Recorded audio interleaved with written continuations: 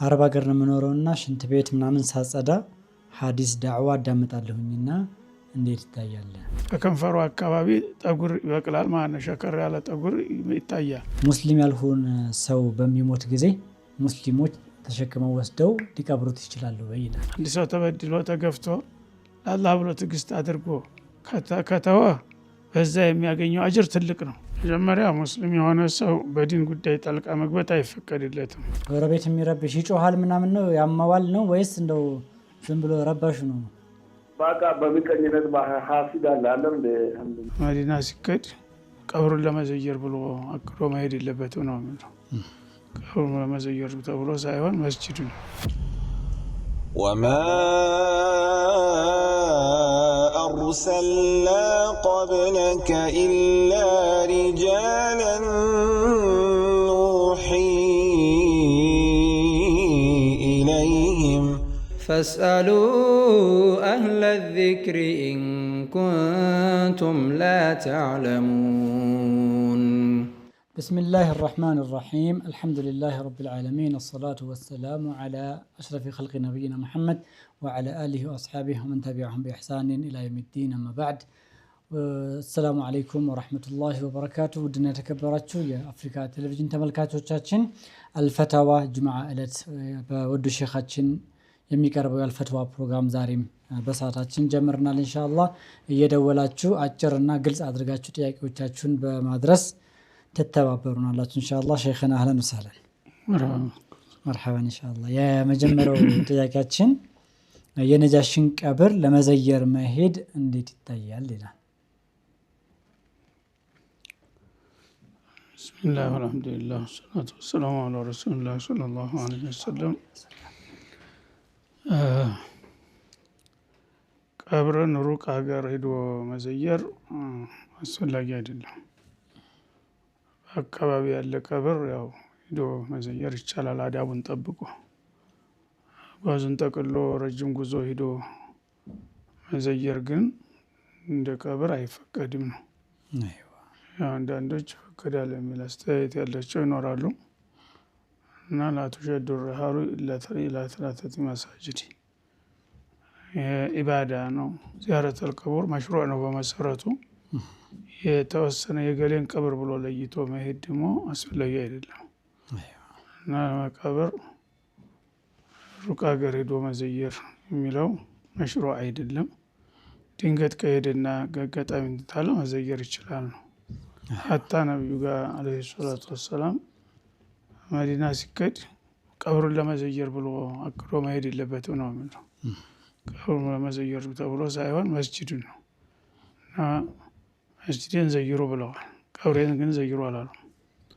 መስጂድን ስንዘይር ግን እግር መንገዱን እዛው ስለሚገኝ መዘየሩ አይቀርም ማለት ነው። ጆን ብሎ ራሱ ሩቅ ሀገር ተነስቶ የነቢዩን ቀብር ልዘይር ቢል መሽሩዕ አይደለም፣ እንኳን ሌላው ይቅርና ማለት ነው። የነጃሽም ቢሆን እንደዛው ነው። አንድ ሰው በአጋጣሚ እንደ ቱሪስት ዝም ብሎ ሀገር ላይ ይሄዳል። አጋጣሚ እዛ ካገኘ እንደ ማንኛውም ቀብር መዘየር ይችላል ማለት ነው። ራሱን እንደ ዓላማ አድርጎ ማጓዝ ግን አይፈቀድም። መርሐባን ሼኽና መስመራችን ላይ ያለን። ሄሎ ወዐለይኩም ሰላም ወረሕመቱላህ። ጥያቄ ነበር። እሺ ጥያቄው የሆነ አንድ ሰው ሀይድ ረመዳን ላይ አንድ ሰው ከዛ ሀይድ ላይ አፍጥራ ነበርና ሸዋል ላይ ረዳታት መልስ ሸዋል መጠን ይቻላል። በጣም ይቅርታ፣ አንድ ሰው ሀይድ ላይ ረመዳን ላይ አፍጥራ ነበር ሀይድ ላይ ማለት ነው። በሀይድ ምክንያት ወይ በሀይድ ምክንያት አፈጠረ። እሺ ከዛ ሸዋል ቀዳሳት መልስ ሸዋል እንዴት ይታያል? ረመዳን ቀዷ ረመዳን ቀዷ ሳትጾም ሸዋል ብትጾም ነው የምትዩ? ረመዳን ላይ ነበር በሀይድ ምክንያት ተዋላ ተሰምቷል። በሸዋል ላይ ተካ ነው የመጨረሻው ሸዋል ረመዳን ቀዷ እያለብኝ ሸዋል ብጦም ነው የሚለው ጥያቄሽ። የሚመረጠው መጀመሪያ የረመዷን ቀዷ መጨረስ ነው። ረመዷን ቀዷ ዋጅብ ነው፣ ግዴታ ነው። ሸዋል ግን ተወዳጅ ነገር ነው እንጂ ግዴታ አይደለም። ድንገት ሰው ቢሞት ፈርዱን ቀዷውን ሳያወጣ ይጠየቃል። ሸዋል ግን አይጠየቅም ማለት ነው። የጦመ ሰው አጅር ያገኛል እንጂ ሳይጦም ቢቀር አንድ ሰው በግድ አይጠየቅም፣ ወንጀል አያመጣበትም። ስለዚህ የሚመረጠው መጀመሪያ ቀዷውን መጨረስ ነው። ሷመ ረመዷን ወአትባዐሁ ሲተ ሚን ሸዋል ነው የሚሉት ረሱሉ ዐለይሂ ሰላም። ረመዷንን ጦሞ አጠናቆ እንደገና ተሸዋል 6 የጨመረ ነው የሚሉት። ስለዚህ ጨመረ የሚባለው ዋናው ሲሞላ ነው። ዋናው ሳይሞላ ወደ ትርፉ መሄዱ አግባብ አይደለም። በአጋጣሚ ከጦመ ግን ያው ይቻላል። ቶሎ ደግሞ ረመዷን እንዳይረሳ ቶሎ መጦም አለበት። በመጦሙ የሚመረጠው መጀመሪያ ቅድም እንዳልኩት ምናልባት አጀል ቢመጣ የሚያስጠይቀው ፈርዱ ስለሆነ እሱ ቅድሚያ ይሰጥ ነው እንጂ ተጦመ ቢጦም የሚከለክለው ነገር የለም ነው። ሁለቱንም ያው መጦም ይችላል። መርሐባ። ሁለተኛው ጥያቄስ? ሌላኛው ጥያቄ ደግሞ ቤተሰብ ላይ ነው ያሉት ትደርናለችም እና ጅልባብ ልትለብስ ብትል ቤተሰቦቿ አትለብሽም ከግበሽ ማለት አፍንግጣ ማለት አፍንግጣ ብላ መልበስ ትችላለች። ቤተሰብ ጋር ነው ያለችው፣ ኒቃብ መልበስ ፈለገች፣ አትለብሽም ቢሏት እምቢ ብላ መልበስ ትችላለች ወይ ነው? እና ስታገኝ ነው መልበስ የምትችለው። ተረጋጊ፣ ስታገኝ ነው መልበስ ያለብሽ ቢሏት ምን ስታገኝ? ትዳር ስትይዝ ነው መልበስ የምትችለው። አይዋ እነሱ ትዳር ስትይዝ ነው መልበስ ያለብሽ ነው የሚሏት። እሷ እምቢ ብላ መልበስ ትችላለች ወይ ነው? መጀመሪያ ሙስሊም የሆነ ሰው በዲን ጉዳይ ጣልቃ መግባት አይፈቀድለትም። አንድ ሰው አላህ ሱብሓነሁ ወተዓላ ያዘዘውን ነገር የመከልከል ስልጣን የለውም ሙስሊም እስከሆነ ድረስ ማለት ነው። አበረታታት ነው ያለበት እንጂ አላህ የከለከለውን ተይ እኔን ትእዛዝ ተቀበይ ከተባለ ከአላህ በላይ ነኝ እንደማለት ነው እና ከባድ ነው ወንጀሉ። ኢማንንም አደጋ ላይ ይጥላል። ስለዚህ ማካነ ለረጁል ነበረ وما كان لمؤمن ولا مؤمنة إذا قضى الله ورسوله أمرا أن يكون لهم الخيارة من أمرهم ይላል። አንድ ሰው ሙእሚን እስከሆነ ድረስ ይላል አላህና መልእክተኛው የወሰኑትን ነገር ትቶ ተቃራኒውን ሊሰራ አይጠበቅም አይገባውም ይላል። ስለዚህ ሙእሚን የሆነ ሰው አላህን ያዘዘው ማክበር አለበት። ከተቻለ ያን ነገር ነው ማስተባበር ማጠናከር ነው እንጂ አላህ ያዘዘውን ነገር ተው ወይም ደግሞ የከለከለውን ነገር ስራ ካለ እኔ እበልጣለሁ ከአላህ እንደማለት ስለሚሆን ኢማኑ ያሰጋዋል ራሱ እና በዲን ነገር ጣልቃ አይገባም ነው። ባለማወቅ ግን ሰዎች ያው ለልጆቻችን ያሰብን እየመሰላቸው እንዲህ አይነት ስህተት ላይ ይወድቃሉ እና ይሄ መጠንቀቅ ያስፈልጋል ነው። እሷ ያው ምናልባት በዚህ ነገር ጉዳት የሚያደርሱባት ወይም ያባረሯት ከሆነ ተገዳለች። በመገደዷ ምንም ወንጀል የለባትም ማለት ነው። ተገዳ ያን ነገር ቢያስተዋት ግን እንደው ዝም ብሎ ለማንገራገር ለማስፈራራት ያህል እንጂ ጨክነው ጉዳት የማያደርሱባት ከሆነ እሷም በቀላሉ ማስማማት የለባትም። ጌታ ያዘዘኝ ነው እናንተ ጌታ ያዘዘውን ነገር እንዴት ትከለክላላችሁ? ከፈለጋችሁ እንጠይቅ አብረን ብላችሁ ጠይቁ እና የዲን አላህ ያዘዘው ነገር ለድርድር አይቀርብም። ላድርግ አላድርግ፣ ሶላት ልስገድ አልስገድ፣ ልጾም አልጾም እያለ ፍቃድ ሊጠየቅ ነው ቤተሰብ። ደግሞ ሐራም ነገር ልስራ አልስራ እያለ በእነሱ ፍቃድ ሳይሆን አላህ ባዘዘው ነገር ላይ ማንኛውም ሰው ቢሆን ጣልቃ መግባት አይፈቀድለትም ነው። መርሐባ ሼኽና። ሌላኛው ለማስገድ እድሜ ስንት መሆን አለበት ይላል። መስመር ላይ ያለው እናስቀድም ሼኽ። አፍዋን። አሎ አሎ፣ ሰላም አለይኩም። ወአለይኩም ሰላም ወራህመቱላህ። ጥያቄ ነበር እንጂ። አህለን አህለን። እሺ ጥያቄ ከቴሌ ብር ሲበደር ማለት ነው። ለምሳሌ 25 ብር ከተበደርኩ 28 ብር ይቆርጣል ማለት ነው። እሺ ስለዚህ ይሄ ነገር ወለዳ አይሆንም? ጀሚል ደርሷል ጥያቄው። እንደ ሸሪዓ እንዴት ይታያል ይሄ ነገር? ያላ እሺ ደርሷል። እሺ ምንድን ነበር? በቴሌ ብር መበደር ካርድ ትበደርና ስትከፍል ሳንቲሞች ይቆርጣል። ይሄ ነገር ወለድ አይሆንም ወይ እያለች ነው። ወለድ አይደለም፣ ገንዘብ በገንዘብ ሲቀያየር ነው ወለድ የሚመጣው ማለት ነው። ይሄ ያንን አገልግሎት ነው የሚገዛው።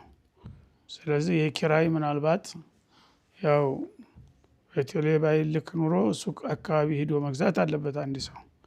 ያ የመሄድ የመምጣቱን ጉዳይ ያቃልሉለታል። የዛ አገልግሎት ነው የሚሆነውና ችግር የለውም። መርሐባ ኢንሻአላህ። ሌላኛው ጥያቄ ለማሰገድ እድሜ ስንት ሲደርስ ነው የምችለው እያለ ነው። ሱና ሶላት ከሆነ እንደ ተራዊ ምናምን ህፃንም ሆኖ ቢያሰግድ ይቻላል። ፈርድ በሚሆንበት ጊዜ ግን አቅመ አዳም መድረስ አለበት። አቅመ አዳም ለመድረስ ደግሞ እንደ ሰው የእድገት እንደ ኑሮው ይለያያል። የከተማ ልጅ ሲሆን ወይም ደግሞ የሀብታም ልጆች ሲሆኑ በደንብ ጥሩ ምግብ ስለሚበሉ ቶሎ ነው የሚደርሱት እና የገጠር ልጅ ከሆነ ግን ያው ጎስቋላ ስለሆነ ኑሮ ሰውነቱ ስለማይፋፋ ይቆያል። እና ምልክቶች አሉ፣ አቅመ አዳም የመድረስ ምልክቶች። ወንድ በሚሆንበት ጊዜ በዚህ በከንፈሩ አካባቢ ጠጉር ይበቅላል ማለት ነው። ሸከር ያለ ጠጉር ይታያል። ያ ከወጣ በቃ ደርሷል ማለት ነው። ወይም ደግሞ ፍተተ ስጋ ይወጣዋል። በእውንም ሆነ በምናም ፈሳሽ በስሜት ፈሳሽ ተወጣ እንደዛው። ለሴቶችም እንደዛው ፈሳሹ በተመለከተ ማለት ነው። ሴቶች ደግሞ በተጨማሪ ጡታቸው ከፍ ብሎ ጨመር አድርጎ መታየቱ የመድረስ ምልክት ነው። ወርሃዊ ደም ማየታቸው የመድረስ ምልክት ነው። እና እነዚህ ምልክቶች ከታዩ በማንኛውም ጊዜ ያው ደርሷል ማለት ይቻላል ማለት ነው። እነዚህ ምልክቶች ካልታዩ ግን ቢያንስ 15 ዓመት ድረስ አልደረሰም ማለት ነው። በሴትም ሆነ በወንድ 15 ዓመት እስከሚደርስ ባለው ጊዜ እነዚህ ነገሮች ካልታዩ እንዳልደረሰ ነው የሚቆጠረው።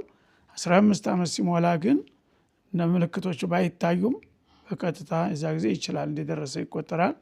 ዋጅባቱም ግዴታ ይሆናል፣ ሐራሙ ሐራም ይሆናል ማለት ነው። መርሐባ ሼኽና መስመራችን ላይ አለን። ሄሎ ሄሎ፣ መርሐባ። ይሰማል? ይሰማል። እሺ፣ አንድ ጥያቄ ነበረኝ። እሺ፣ እኔ ጥያቄ ምንድነው፣ ለምሳሌ አንድ ሰው ሲሞት ሃይማኖታዊ በሆኑ ጉዳዮች ላይ የሞተ ሰውና ለምሳሌ በግፍና በበደል የሞቱ ሰዎች ሃይማኖታዊ በሆነ ጉዳይ የሞተና ከዛ ውጪ በግፍና በበደል የሞቱ ሰዎች የትኛው ሁኔታ ሊሆን ይችላል? የትኛው ምን ሊል ይችላል? እነኚህ ሰዎች ለመሞታቸው ሸሂድ የትኛው ምን ሊል ይችላል ያልሽው? በበደልና በግፍ ምክንያት የሞቱ ሰዎች እሺ፣ ሸሂድ ያሰኛቸዋል አሟሟታቸው ወይም ደግሞ ሸሂድ ለመባል እንደ ዋና የሚቀመጠው ነጥብ ምንድን ነው? አንድ አሟሟቱ ሸሂድ ለመባል ሃይማኖታዊ ይዘት ብቻ ሲኖረው ነው ሌሎችን ያካትታል?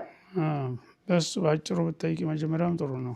እሺ፣ አንድ ሰው ሸሂድ ለመባል የመጀመሪያው እና ዋነኛው በቀጥታ ያው በሃይማኖት ኬዝ ሰዎች ተጋይተው ለሃይማኖቱ ለአላህ ብሎ እየተጋፈጠ ከሞተ ይሄ ዋነኛው ይሆናል ማለት ነው። ሌላኛው ደግሞ አሁን አንቺ እንደጠቀሽው ሐቅ የሆነን ነገር ለማስከበር ብሎ ለምሳሌ ሰው ሊያጠቃው ሊገለው ቢመጣ ያን ነገር ለመከላከል ብሎ ሊታገል ይችላል ማለት ነው። ሲከላከል ያኛውን ሊገለው ይችላል ወይም እሱ ሊገለው ይችላል። አንዱ ይቀድማል ማለት ነው። ስለዚህ የተገደለበት ምክንያት ትክክለኛ የሚፈቀድ ከሆነ ለምሳሌ ገንዘቡን ሊቀማ ሲታገለው ገደለው፣ ወይም ሊገድለው ሲሞክር እሱ ቀድሞ ገደለው፣ ወይም ደግሞ መብቱን ቤተሰቡን ሊያጠቃ ሲሞክር ገደለው፣ ወይም እሱ ተገደለ፣ ይህ ሸሂድ ይባላል ማለት ነው። መን ቁቲለ ዱነ ማሊሂ ፈሁወ ሸሂድ፣ ገንዘቡ ላይ ሲከላከል የሞተ ሰው ሸሂድ ይሆናል። መን ቁቲለ ዱነ አህሊሂ፣ በቤተሰቡ ላይ ጥቃት ሊደርስ ሲሞከር ያን በመከላከል ላይ እያለ ከሞተ ሸሂድ ይሆናል። ወመን ቁቲለ ዱነ ኢርዲሂ፣ ክብሩን ለማስከበር ሲል ከተገደለም ሸሂድ ይሆናል ይላል።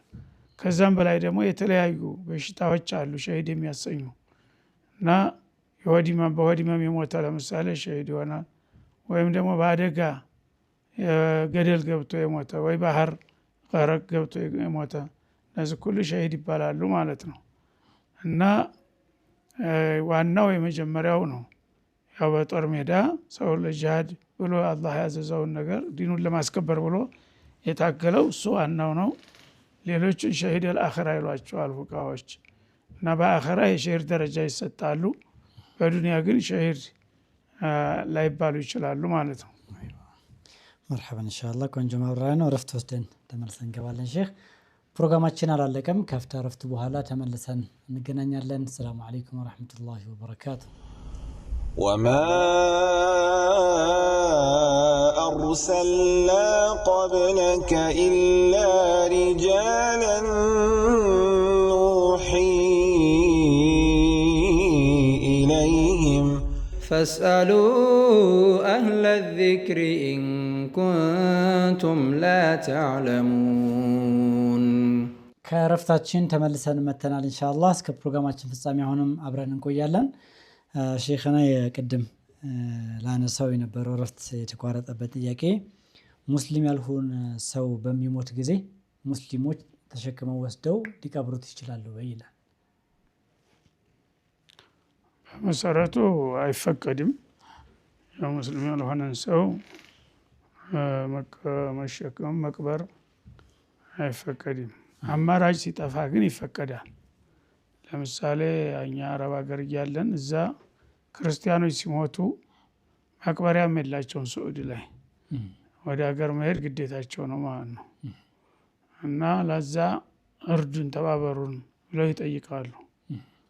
ያኔ በግድ እንግዲህ ሰዎች ዜጋ ስለሆነ አቅም የሌላቸው በሚሆኑ ጊዜ መርዳት ግዴታ ይሆናል ማለት ነው።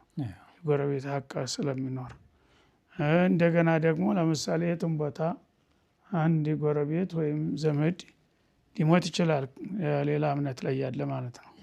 ያ በሚሞትበት ጊዜ በአካባቢ ያሉ ሙስሊሞች ብቻ ሊሆኑ ይችላሉ የሚበዙት እና ክርስቲያኖች ራሳቸው ብዛት የላቸውም፣ አቅም ያጥራቸዋል ማለት ነው።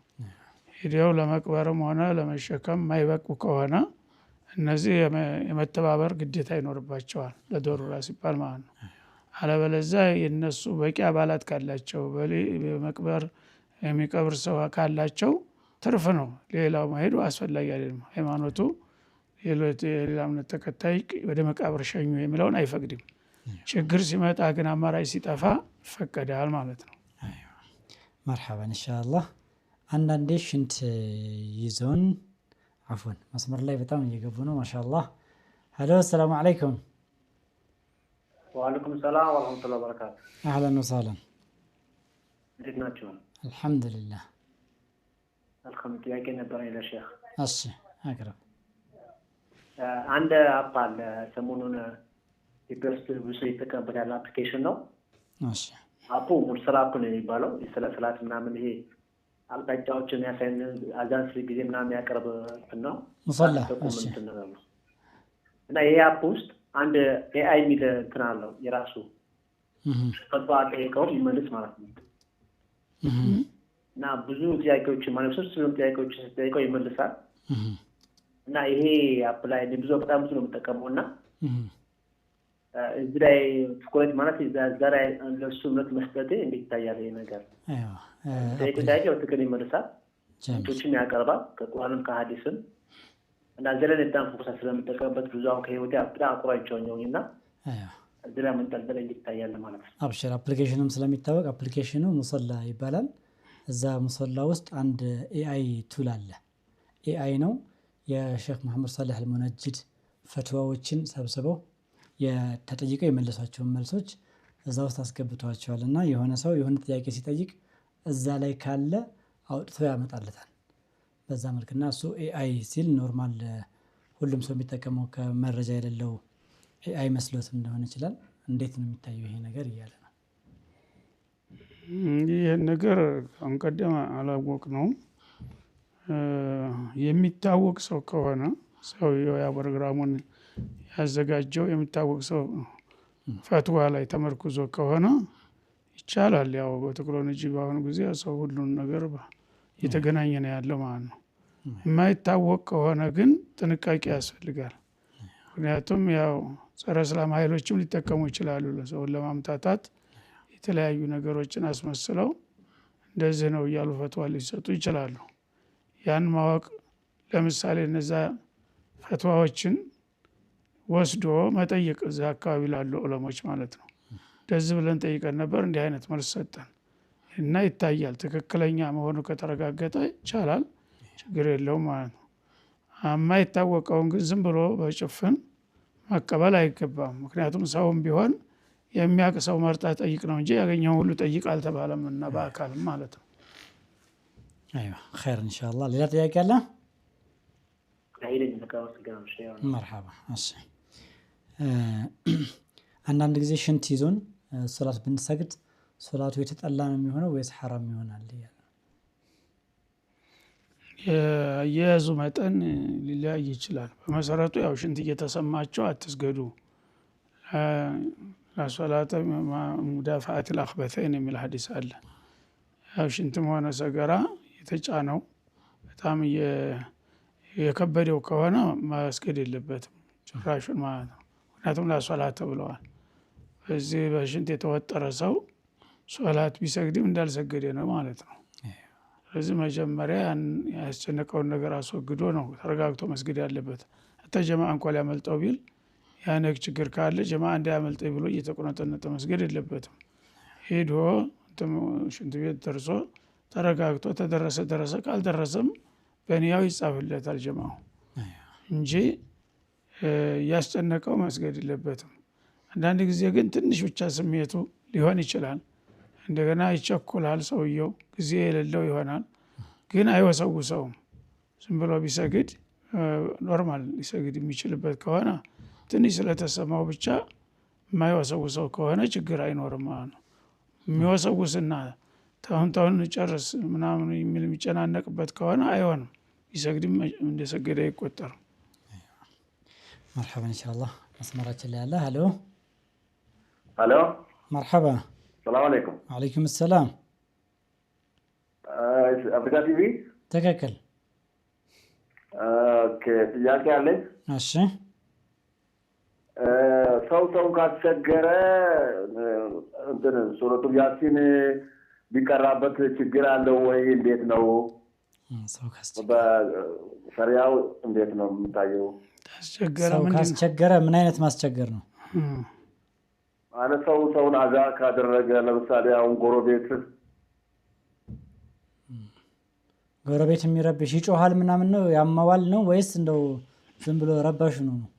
በቃ በምቀኝነት ሐሲድ አለ እንደ እንትን ሐሲዱን ይዘው ሊቀርበል ነው። እሺ እሺ፣ መርሐባ። በጣም ደርሳል። ጥያቄው ይመልሳል ሼክ ኢንሻአላህ። እሺ እሺ ሐቢቢ። ያሲን ለሰው መርገሚያ ተብሎ አልወረደም መሰረቱ። ያው ያሲን ቁርአን ነው። ቁርአን መቅራት አጅሩ ብዙ ነው። ስለዚህ ያሲን መቅራት በተለምዶ ነው። ያሲን እቀራብሃለሁ እያሉ ለማስፈራራት ነው ሰዎች እንትን የሚሉት እንጂ ያሲን ለመራገም የተመደበ እንትን አይደለም። እና የተበደለ ሰው ያሲንም ባይቀራ ጌታውን ጌታ ሰው እየዞልሞኛልና አንተ የምታደርገውን አድርግ ብሎ ቢጠይቅ ይችላል። እና አላህ የሁሉንም ስራና እንቅስቃሴ የሚያይ ጌታ ነው። ተዘለምክ ግድ ያሲን እንዳይቀራብ ብሎ አይደል መብራት ያለበት። በመዞለሙ ብቻ አላህ ይቆጣል። ያ ሰውዬ ያሲን ባይቀራበትም መርገም ከፈለገ ይችላል። ተበድሏልና ማለት ነው መበደሉ ከተረጋገጠ።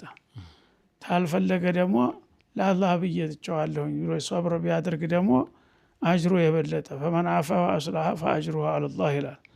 አንድ ሰው ተበድሎ ተገፍቶ ለአላህ ብሎ ትዕግስት አድርጎ ከተወ በዛ የሚያገኘው አጅር ትልቅ ነው።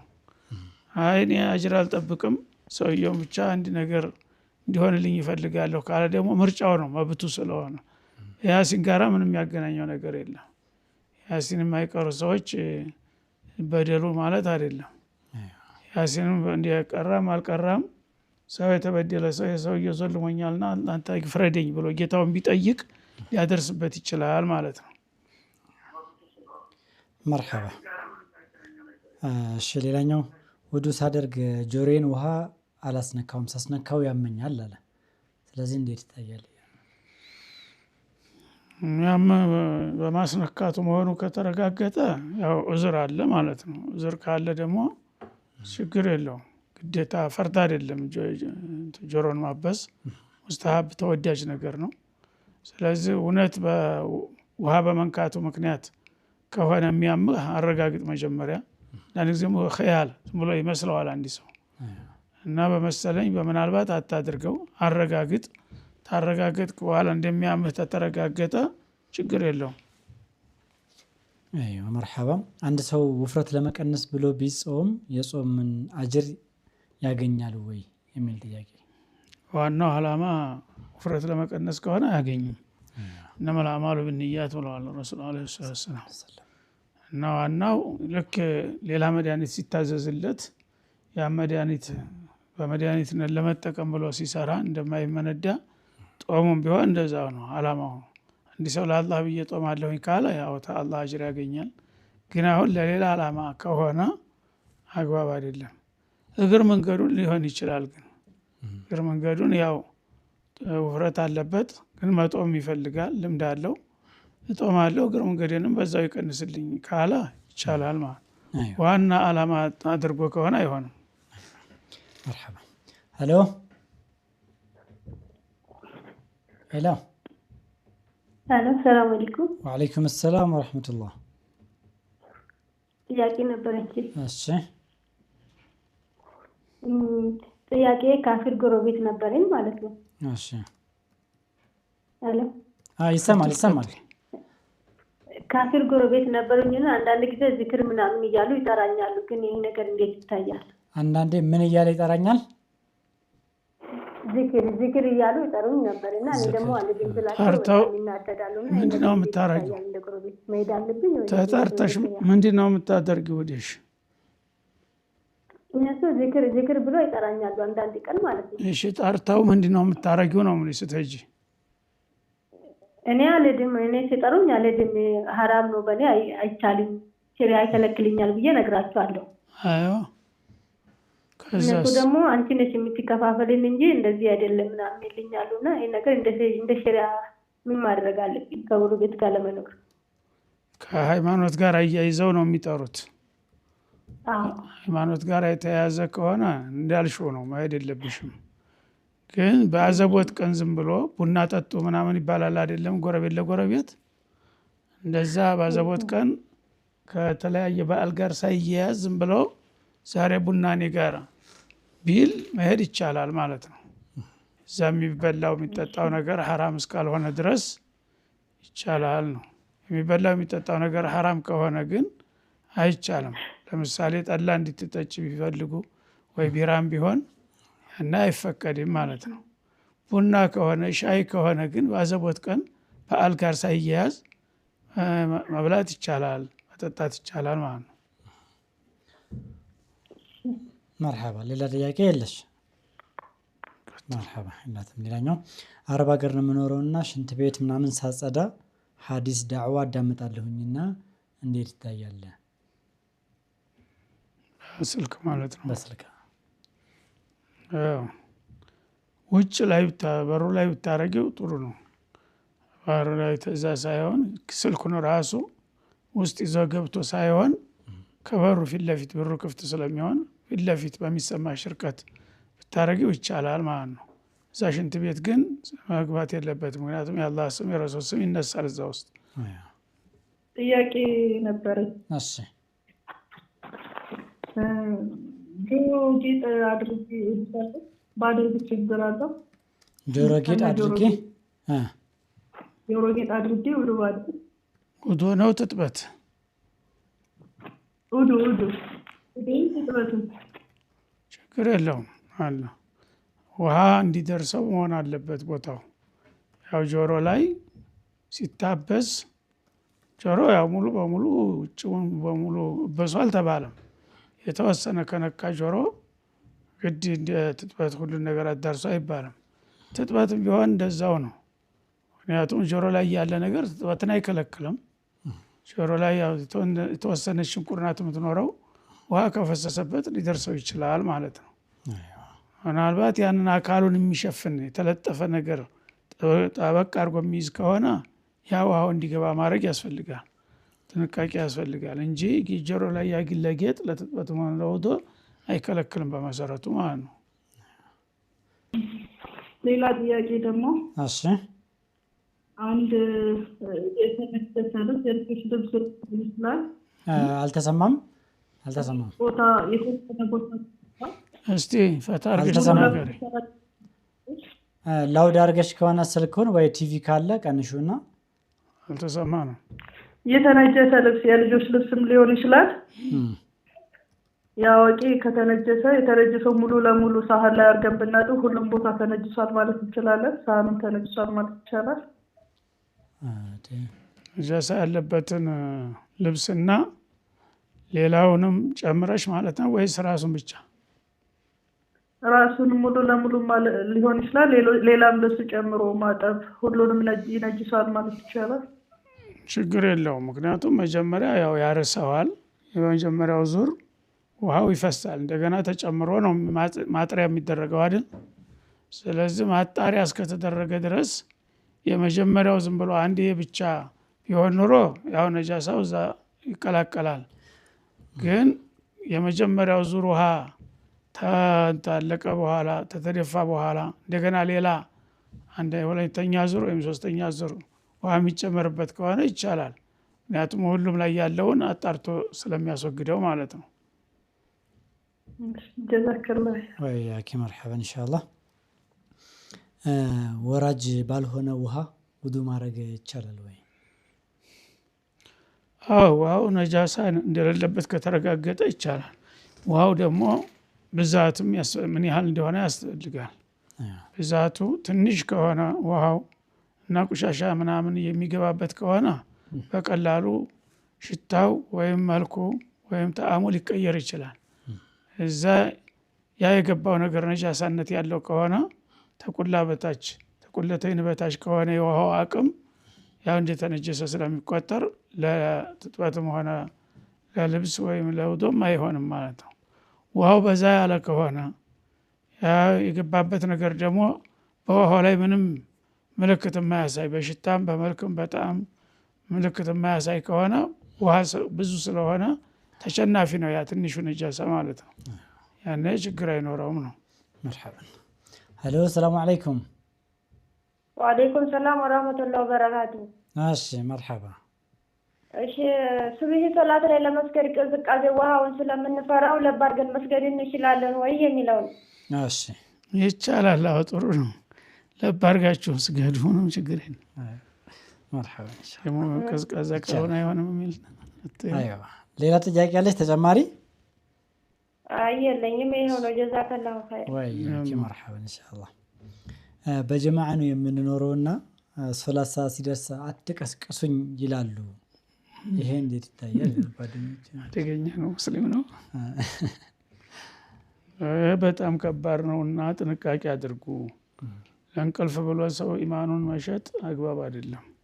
አትቀስቀሱኝ ማለት በቃ ወንጀል ስራ አትከልክሉኝ፣ ሶላትን እያወቅኩም እየሰማሁም አልሰግድም እያለ ነው። ስለዚህ ኢማን አለው ወይ ይህ ሰውዬ የሚል ጥያቄ ያስነሳል። ለኢባዳ አትቀስቅሱኝ ብሎ ማስጠንቀቂያ መስጠት ይሄ ኢባዳውን አልፈልግም እንደማለት ነው። ኢባዳን አልፈልግም ካለ ደግሞ አንድ ሰው አፍ አውጥቶ ተእምነት ይወጣል የሚል ችግር ይመጣል ማለት ነው።